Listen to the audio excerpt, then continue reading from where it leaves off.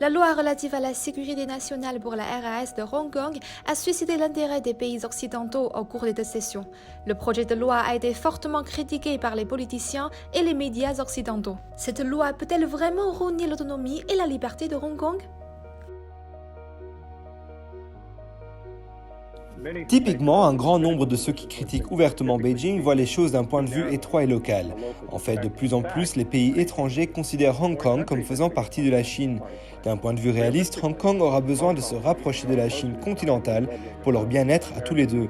Les médias américains pensent que cela signifie la fin de Hong Kong. Je pense qu'on peut dire que les critiques n'en reviennent qu'à verser des larmes de crocodile. La protection de la sécurité nationale n'entre pas en contradiction avec la protection des libertés. L'article 23 de la loi élémentaire de Hong Kong porte sur la sécurité nationale.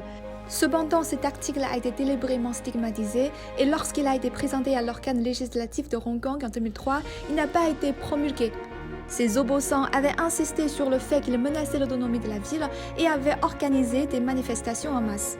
Depuis, Hong Kong n'essaie plus d'adopter de lois relatives à la sécurité nationale. Cela signifie qu'il existe une énorme faille dans le système judiciaire de la ville. Du mouvement Occupy Central en 2014 aux attaques visant les symboles nationaux en 2019 et aux agressions quasi-terroristes contre les civils s'opposant aux manifestations, les séparatistes radicaux se sont servis à plusieurs reprises de cette faille afin de remettre en cause la sécurité nationale de la Chine. Hong Kong fait le pont entre la Chine continentale et le monde extérieur. Hong Kong est toujours l'un des plus grands centres financiers du monde. Les dépenses des consommateurs chinois ont réellement contribué à la prospérité de Hong Kong.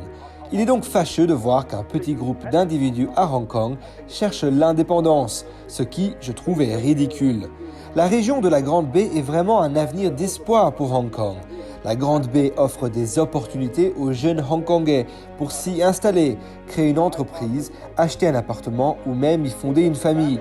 Il faut donc mettre fin au chaos et aux émeutes de Hong Kong.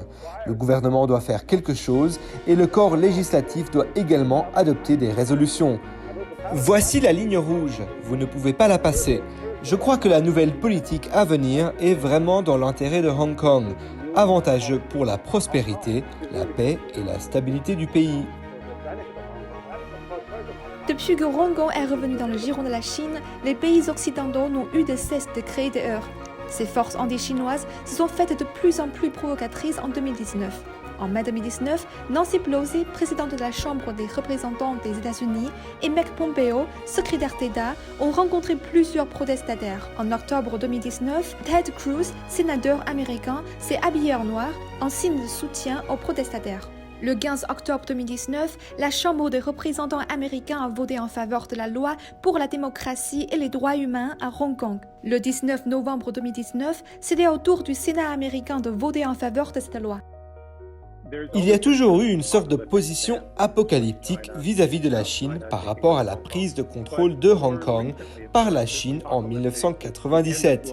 Mais plus récemment, cet apocalypse, la fin de la mondialisation, et comme le titre de The Economist l'a indiqué la semaine dernière, tout cela indique la fin des anciens schémas d'hégémonie et de contrôle.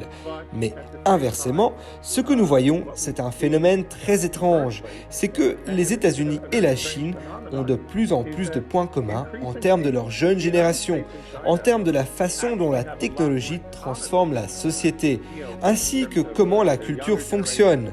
Donc ce qui est ironique, c'est que par le biais de la mondialisation, ils ont en fait beaucoup plus en commun aujourd'hui. Mais de façon irrationnelle, cela terrifie Washington qui, historiquement, s'efforce de souligner les différences afin de préserver ses vieux modèles hégémoniques.